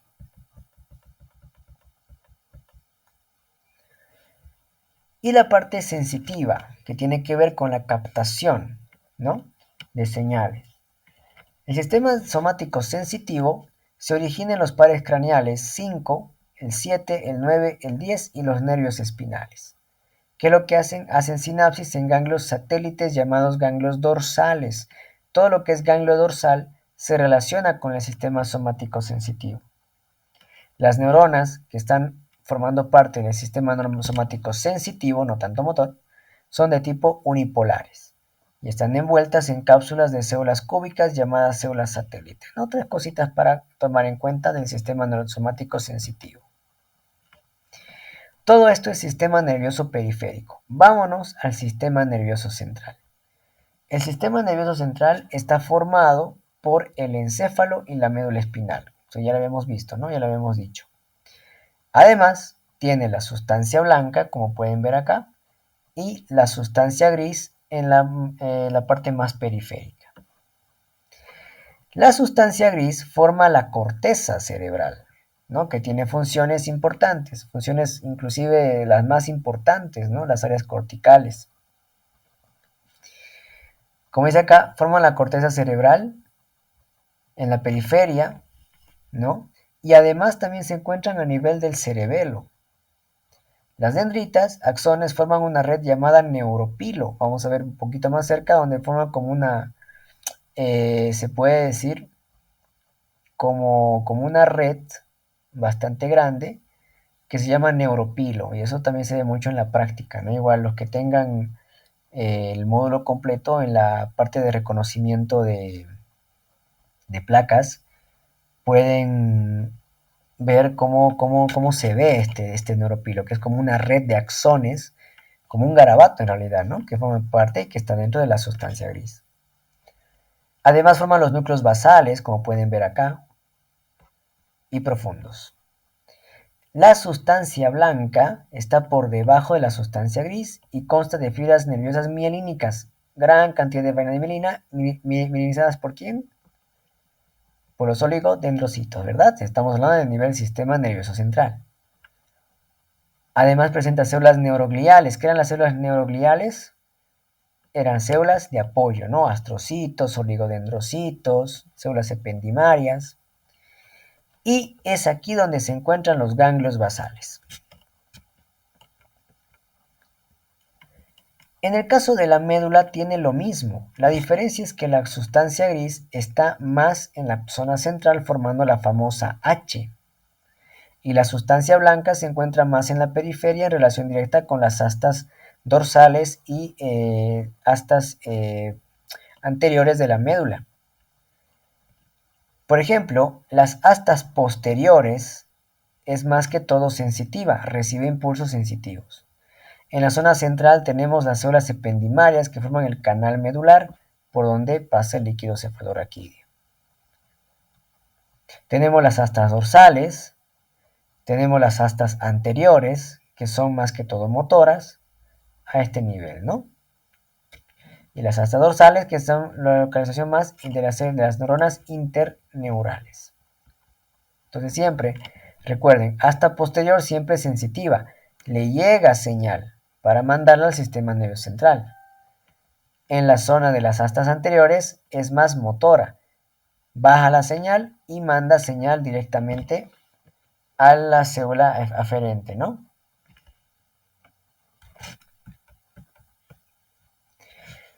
Otro tejido importante que se encuentra a nivel del sistema nervioso central son las meninges, esas capitas que envuelven al sistema nervioso, tanto encéfalo como médula espinal. Entonces, las meninges son una membrana que están formadas por tres capas que envuelven el encéfalo y la médula. La dura madre, que es la capa más externa, la aracnoides, la zona central, y la pía madre, que está muy interna y ya muy relacionada con el tejido encefálico o de la médula en general. Si hablamos específicamente de la dura madre, vamos a ver que es una de las meninges más externas. Acá tenemos el cuero cabelludo, el cráneo, y aquí está la dura madre. Vamos a ver que la dura madre, a su vez, está subdividido en dos láminas, ¿ya? La dura madre perióstica. ¿Por qué se llama la dura madre perióstica? Porque está en relación con el hueso, con el periósteo del hueso. Por debajo tenemos la dura madre meningia, que está ya en directa relación con la aracnoides. Fíjense que la dura madre perióstica presenta células osteoprogenitoras. ¿Qué son células osteoprogenitoras? Células propias del hueso. ¿Se acuerdan cuando hablábamos de hueso? O los que quieran revisar el módulo 1, en este mismo módulo, tejido óseo. Las células osteoprogenitoras son células madre que están muy ricas o están muy abundantemente en el nivel del periósteo. ¿Por qué? Porque son células de recambio y células que constantemente están en división para regeneración ósea o recambio óseo. También encontramos fibroblastos, fibras de colágeno que se unen al cráneo y es una zona muy vascularizada, por aquí pasan varios vasos sanguíneos. Mientras que la dura madre meningia, que está en relación con la aracnoides, tiene bastantes fibroblastos y fibras laminadas de colágeno. Tiene inclusive una capa mucho más interna que está formada por más fibroblastos planos y proteoglucanos. No tiene fibras de colágeno, entonces capa interna y una capa meningia un poquito más externa. Entre la dura madre perióstica y la meningia tenemos específicamente un espacio grueso, grande, que está formada de tejido conjuntivo denso. En realidad, toda la dura madre está formada de tejido conjuntivo denso. La diferencia es que la perióstica presenta osteoprogenitoras, fibroblastos y algunas fibras de colágeno. Mientras tanto que la meningia, ¿no? Estas no tiene tanto fibras de colágeno, que está muy en esta zona de acá. Está desprovista. Pero sí tiene bastantes fibroblastos.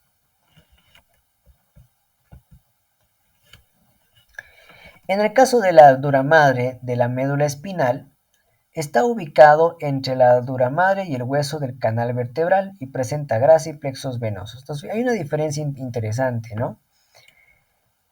La dura madre de la médula espinal solamente está recubierta, ¿ya? Y está en relación directa con el hueso. Aquí ya viene el hueso, el huesito de la vértebra.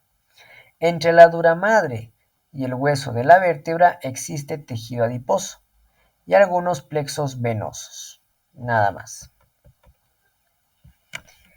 Más abajo, la aracnoides. La aracnoides no tiene vasos sanguíneos, es avascular. Presenta fibras de colágeno, fibroblastos, fibras elásticas. Entre la dura madre, ¿se acuerdan? Y la aracnoides hay un espacio, que es el espacio subdural. Este espacio subdural es virtual. ¿Qué quiere decir virtual? Que solamente está presente o solamente se hace más evidente cuando existe una lesión, un trauma o se extravasa sangre y se acumula en la aracnoides, que se llama hematoma subdural. Entonces, entre la dura madre y la aracnoides hay un espacio, el espacio subdural.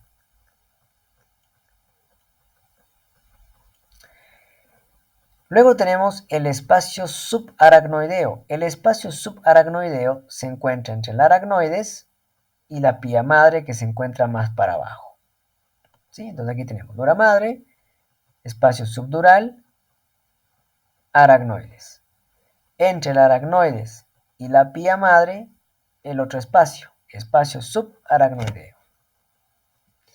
La aracnoides dice tiene una lámina interna, tiene una lámina más interna que presenta células trabeculares. Fíjense estas trabéculas.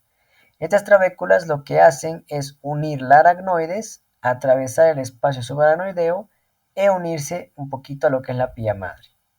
¿Sí? Está perforada por vasos sanguíneos y recubiertos por fibroblastos. Estas trabéculas de acá.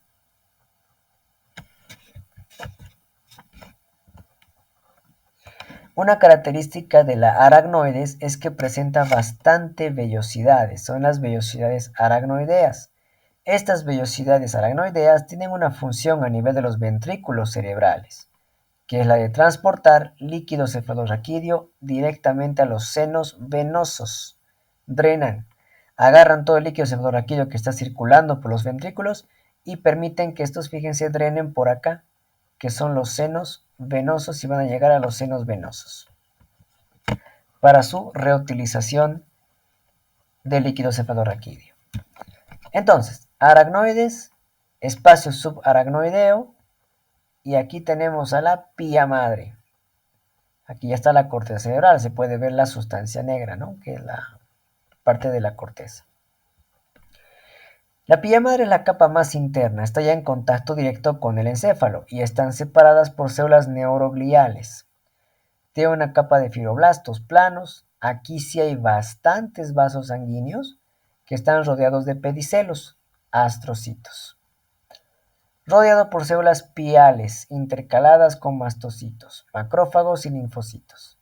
Entre la pía madre y el encéfalo, ¿sí?, se encuentran un montón de fibras elásticas. Entonces tenemos un montón de células acá. Encontramos vasos sanguíneos, encontramos algunas células neurogliales, además algunos mastocitos, macrófagos, linfocitos, fibras elásticas y células piales, ¿no? Pliales, perdón.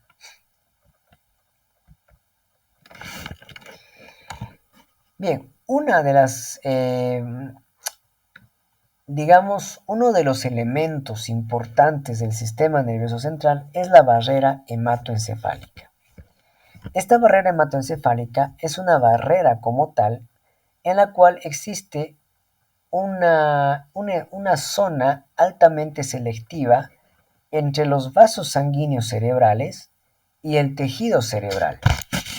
Ustedes saben que el cerebro es un tejido tan pero tan noble y tan frágil a la vez que no es fácil mantener sus funciones y su integridad. Cualquier tipo de infección, microorganismo que llegue al sistema nervioso central puede ser hasta letal.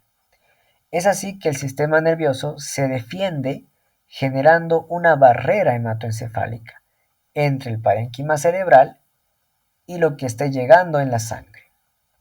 Entonces, esta barrera hematoencefálica, dice, se trata de una barrera altamente selectiva que permite el paso de ciertas sustancias al parénquima del sistema nervioso central.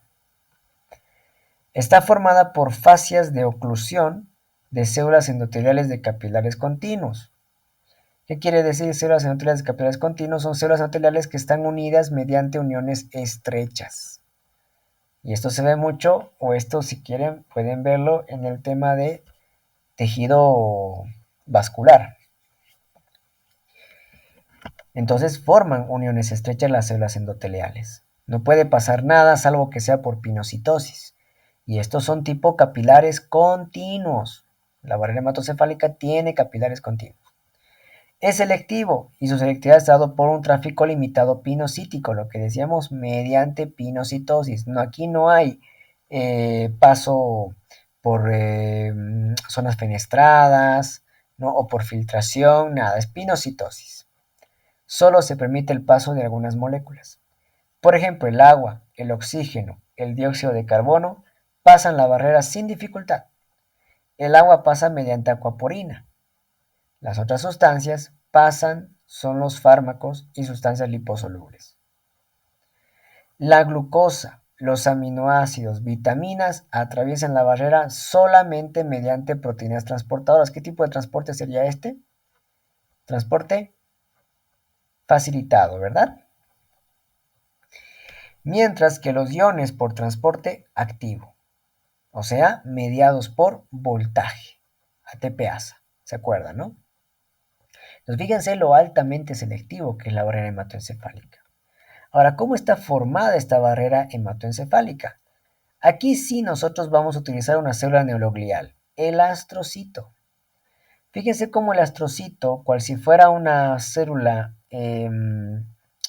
digamos que abraza o que envuelve mediante sus piecitos a la célula endotelial, la va a envolver y el astrocito junto con la célula endotelial va a ser los encargados de formar la barrera hematoencefálica. Dice, glía limitante perivascular. Esta zona de acá se llama la glía limitante perivascular. Esta glía limitante perivascular está formada por piecito, así le llama el libro, ¿no? Pero yo le puedo decir sus patitas, digamos, sus prolongaciones de membrana del astrocito y la célula endotelial de los capilares continuos. Entonces, estas dos estructuras, entre lo que es el astrocito y la célula endotelial, formando la glía limitante perivascular, son los que están dando origen a la barrera hematoencefálica. Ayudan al transporte de metabolitos, elimina iones de potasio y resto de neurotransmisores. También tiene una función de limpiar, ¿no? Toda esta parte de acá. Si agarramos este pedacito y lo vemos más cerca y lo cortamos, tal como está acá el mismo corte, y lo vemos de frente, vamos a ver así. Aquí tenemos una célula endotelial. Aquí está el núcleo. Toda célula endotelial o todo capilar está siendo abrazado por un pericito. Esto es tema de tejido vascular, pero ya les adelanto. Una célula endotelial de un capilar siempre está abrazado de un pericito. Y hemos dicho que la célula endotelial del capilar está siendo a su vez abrazada por este, que es el piecito de ¿quién? Del astrocito. Vea que está el astrocito. Entonces, todo esto está formando la barrera hematoencefálica. Entonces, aquí tenemos 5 elementos que forman la barrera hematoencefálica. 1. El astrocito de color amarillo. 2. El endotelio vascular, la célula endotelial. 3. Un grupo de neuronas que también envuelven al astrocito. 4. El pericito de la célula endotelial, ¿no? Del capilar continuo. Y 5. Otro grupo de vasos sanguíneos encefálicos. 5 cosas que forman la barrera hematoencefálica. Y a esto lo llaman unidad neurovascular. Entonces, pregunta de examen. ¿A qué se llama unidad neurovascular que forma la barrera hematoencefálica? Al astrocito, al endotelio vascular o la célula endotelial, a las neuronas, al pericito y a los vasos sanguíneos encefálicos. Los plexos coroideos. Estos plexos coroideos están formados por estos grupos de células cúbicas. ¿Se acuerdan? Células ependimarias, ¿no? Que son de tipo cúbica con bastantes prolongaciones o microvellosidades. Está formado por pliegues de pía madre y contiene abundantes vasos sanguíneos, capilares fenestrados, además de revestimiento de células cúbicas. Es el productor del líquido cefalorraquídeo.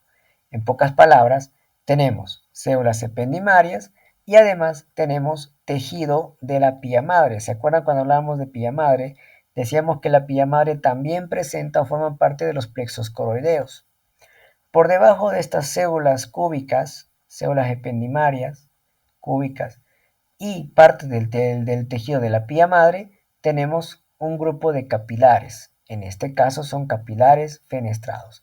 La función entre el capilar fenestrado, las células cúbicas y el tejido de la pía madre es la de formar líquido cefalorraquídeo. En resumen, un plexo coroideo lo que hace es formar el líquido cefalorraquídeo.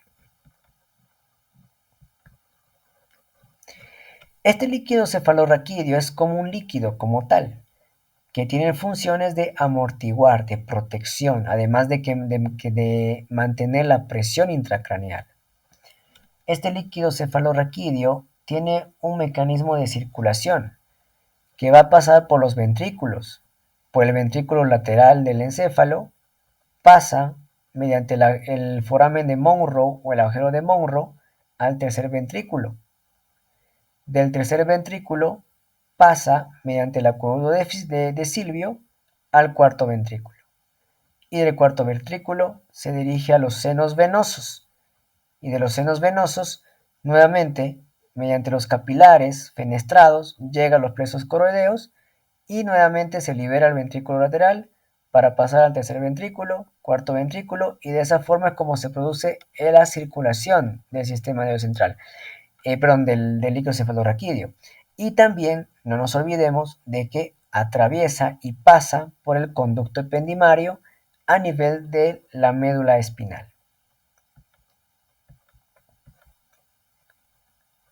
Ahora, ¿cómo forma el plexo coroideo el líquido cefalorraquídeo? Dice, el plexo coroideo forma a una velocidad de 14 a 36 ml por hora, con un recambio diario. Entonces, diariamente nuestros plexos coroideos están formando nuevo líquido cefalorraquídeo. La circulación del líquido se da por estructuras, como he dicho, mediante ventrículos encefálicos. ¿Sí? Ventrículo lateral, tercer ventrículo, cuarto ventrículo. Pasa por el espacio subaracnoideo entre la pía madre y la dura madre. Perdón, entre lo que es la dura madre y la aracnoides, ¿no?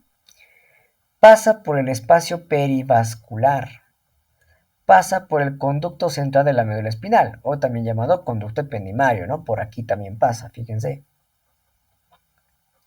Y culmina en las vellosidades aracnoideas del seno venoso sagital y regresa al torrente sanguíneo, lo que decíamos. Ventrículo lateral, ventrículo, tercer ventrículo, cuarto ventrículo, ¿qué es este? Conducto central de la médula, canal ependimario. Retorna, espacio subaracnoideo, aquí está, ¿no? Y luego termina directamente, aquí están los espacios subaracnoideo, para que del espacio subaracnoideo ingrese a los senos venosos y de los senos venosos nuevamente se forme para liberarse en el ventrículo lateral. Entonces, estas son las estructuras por las cuales pasa el líquido cefalorraquídeo. Componentes del líquido cefalorraquídeo. Es transparente, de baja densidad, presenta iones, 90% de agua, 10% del agua total del sistema central es líquido cefalorraquídeo. El resto es sangre. Contiene pocos linfocitos y células descamadas. Aquí hay un resumen de qué está formado el líquido cefalorraquídeo, algunos electrolitos. Tiene sodio, 140 mil equivalentes, potasio, cloruro, bicarbonato, glucosa, proteínas y un pH de 7.3.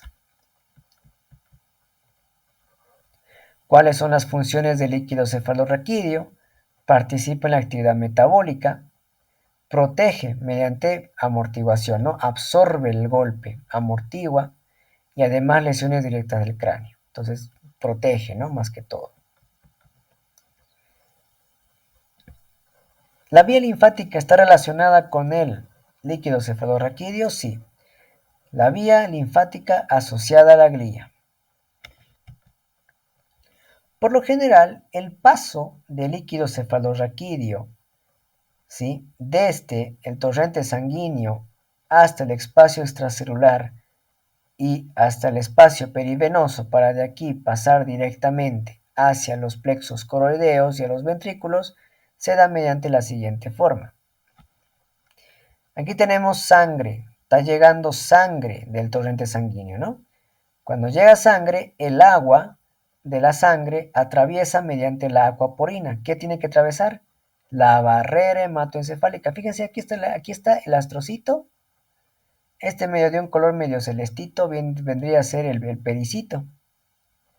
Entonces, la sangre que llega de acá, el agua que está llegando con la sangre, porque la sangre también tiene agua, va a atravesar mediante la aquaporina la barrera hematoencefálica. Llega al espacio extracelular y del espacio extracelular atraviesa el espacio perivenoso alrededor de la vena para luego ingresar al sistema venoso. Del sistema venoso se dirige hacia los plexos coroideos, a los senos venosos, y de ahí se forma el líquido cefalorraquídeo. Corteza cerebral, la sustancia negra. La corteza cerebral es la zona más periférica del sistema nervioso y está formada a su vez por la sustancia gris o sustancia más oscura, ¿no? Las circunvoluciones, que son estas famosas depresiones del sistema nervioso. Los surcos. Tiene 6 capas, que va desde la pía madre, que es la meninge más interna, hasta la sustancia blanca. Todo este trayecto son 6 capas. Es la zona donde integra señales sensitivas y emite señales motoras, memoria y análisis de información. Todo lo que está llegando por la vía sensitiva, ¿no?, la vía eferente, llega y hace su integración en la corteza. La corteza tiene diferentes áreas. Ustedes saben que hay un montón de áreas por anatomía y están divididos mediante los lóbulos, ¿no? El lóbulo frontal, el parietal, el temporal, el occipital. Ahí tenemos diferentes áreas de la audición, área de Broca, área de la visión, área de la, etcétera, etcétera, ¿no? Diferentes tipos de área. Hemos dicho que la corteza cerebral tiene 6 capas. Estas 6 capas van desde la pía madre, que está aquí arriba, hasta la sustancia blanca. La primera capa es la capa molecular. Esta capa molecular está formada por células horizontales y neurogliales. ¿Sí? Células horizontales se refiere a un tipo de neurona horizontal, ¿no?, que atraviesa, que son de tipo más que todo bipolares aproximadamente. Son horizontales, ¿por qué? Porque su dendrita y su soma y continúa con su axón. Más abajo tenemos células de la granulosa, que equivale a la granulosa externa.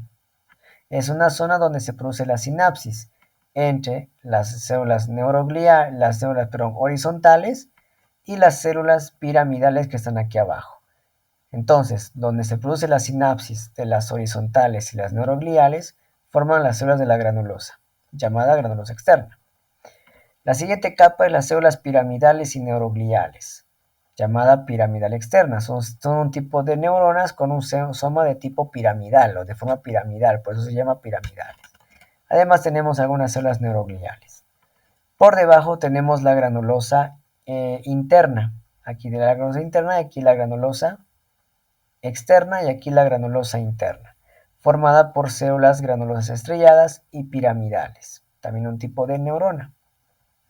Más por debajo tenemos la piramidal interna, formada igual por células piramidales y algunas neurogliales. Más abajo tenemos la multiforme, que están formadas por células de diferente forma y algunas neurogliales, para luego terminar en los axones mielinizados que vienen a formar la sustancia blanca. Entonces son todas las capas de la corteza motora. Perdón, la corteza en realidad en general, no solamente motora. Si hablamos del cerebelo, el cerebelo presenta una corteza cerebelosa, igual que la corteza cerebral encefálica, el cerebelo también tiene su corteza. Su función es la del equilibrio, el tono muscular y movimientos sutiles de coordinación de los músculos esqueléticos. Y eso básicamente sería todo. Me olvidaba decirle, ¿cuáles son estas capas de la corteza cerebral? La primera capa es la capa molecular externa. Fíjense toda esta capa, esto igual lo explicamos mucho mejor en el tema de reconocimiento de placas, pero donde pueden ver un grupo grande de fibras o de axones y dendritas. Son dendritas pero tan grandes y tan prolongadas que forman toda esta capa gruesa, que es la capa molecular, llamada capa molecular externa. Entonces está formado por dendritas. ¿De quién?